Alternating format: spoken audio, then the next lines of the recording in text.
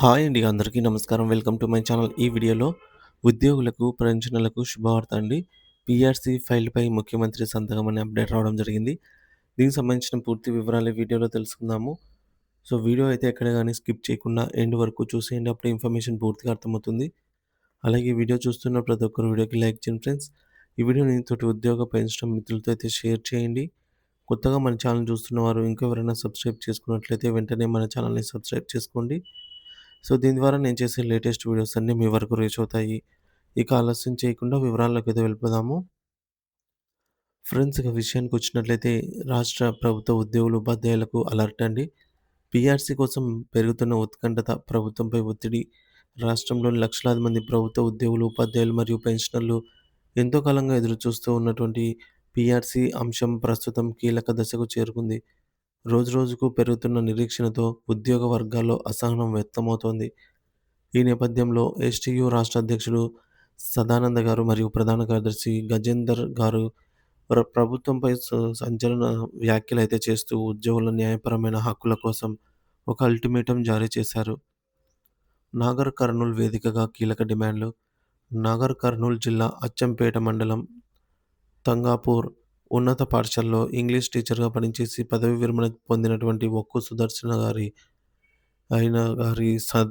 సన్మానం కార్యక్రమంలో పాల్గొన్నటువంటి నాయకులు ప్రభుత్వం తీరుపై అసంతృప్తి వ్యక్తం చేశారు. కేవలం సన్మాన సభగానే కాకుండా ఉద్యోగుల గొంతుకను వినిపించే వేదికగా దీనిని మలిచారు. ప్రభుత్వం ముందు ఉంచిన ప్రధాన డిమాండ్లు ఇవే. మొదటిది, పీఆర్సీ నివేదికపై తక్షణమే చర్యలు తీసుకోవాలని. ముఖ్యమంత్రి రేవంత్ రెడ్డి గారు వెంటనే పీఆర్సీ నివేదికను తెప్పించుకొని దానిని ఆమోదించాలి. కాలయాపన చేయకుండా ఉద్యోగులకు స్పష్టమైన ప్రకటన చేయాలి. రెండవది, ఎన్నికల హామీల అమలు. ఎన్నికల సమయంలో కాంగ్రెస్ ప్రభుత్వం ఉద్యోగులకు ఇచ్చిన ప్రతి హామీని నిలబెట్టుకోవాలి. మాట తప్పడం ప్రభుత్వంపై విశ్వాసాన్ని దెబ్బతీస్తుంది. మూడోది, జాయింట్ స్టాఫ్ కౌన్సిల్ మీటింగ్. ఉపాధ్యాయుల ఉపాధ్యాయులు, ఉద్యోగులు మరియు పెన్షనర్ల సమస్యలు ఈ మేరకు గుట్టలుగా పెరిగిపోతూ ఉన్నాయి. సో, వీటిని పరిష్కరించడానికి వెంటనే జాయింట్ స్టాఫ్ కౌన్సిల్ సమావేశాన్ని ఏర్పాటు చేయాలి అని చెప్పేసి నినాదం చేశారు. ఇక ఈహెచ్ఎస్ సంపూర్ణ అమలు.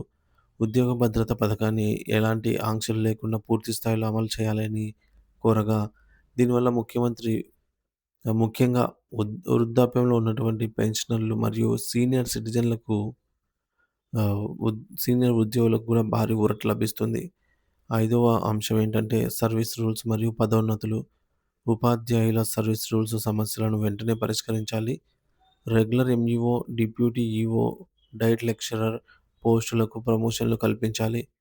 స్కూల్ ఎడ్యుకేషన్ విభాగంలో ఖాళీగా ఉన్న పోస్టులను భర్తీ చేయాలి. ఇది వేలాది మంది టీచర్ల భవిష్యత్తుకు సంబంధించిన అంశము. ఆరోది, బదిలీలు. GOMS number 190. జీవో 190 ప్రకారంగా ఇంటర్ లోకల్ డిప్యుటేషన్ ప్రక్రియను వేగవంతం చేయాలి. విభాగాల మధ్య బదిలీలలో జరుగుతున్న జాప్యం వల్ల ఉద్యోగులు తీవ్ర ఇబ్బందులు పడుతున్నారు. ఏడోది, పెండింగ్ బిల్లుల క్లియరెన్స్. ఉద్యోగ ఉపాధ్యాయులకు సంబంధించి అనేక బిల్లులు పెండింగ్‌లో ఉన్నాయి. వీటిని పూర్తి పారదర్శకతతో వెంటనే క్లియర్ చేసి ఖాతాల్లో జమ చేయాలి. ఎనిమిదోది, ఇన్ సర్వీస్ టీచర్లకు టెట్ మినహాయింపు. ఇప్పటికే సర్వీస్‌లో ఉన్న ఉపాధ్యాయులకు టెట్ అర్హత తప్పనిసరి కాకుండా మినహాయింపు ఇవ్వాలి. దీనికోసం అవసరమైతే ఆర్‌టీఈ చట్టంలో సవరణలు చేయాలని డిమాండ్ చేశారు. హెచ్చరిక, ప్రభుత్వం గనుక త్వరలో ఈ సమస్యలను పరిష్కరించకపోతే ఉద్యమాన్ని మరింత ఉధృతం చేస్తామని సంఘం నాయకులు హెచ్చరించారు. ఉద్యోగుల సహనానికి పరీక్ష పెట్టవద్దని కోరారు. చివరగా ఒక ఆశాజనకమైన వార్త. విశ్వసనీయ సమాచారం ప్రకారంగా వచ్చే జనవరి నాటికి పీఆర్సీ నివేదికను తెప్పించుకొని ముఖ్యమంత్రి రేవంత్ రెడ్డి గారి పీఆర్సీ ఫైల్‌పై సంతకం చేసే అవకాశం ఉందని తెలుస్తోంది. అయితే దీనిపై అధికారిక ప్రకటన అయితే రావాల్సి ఉంది ఫ్రెండ్స్.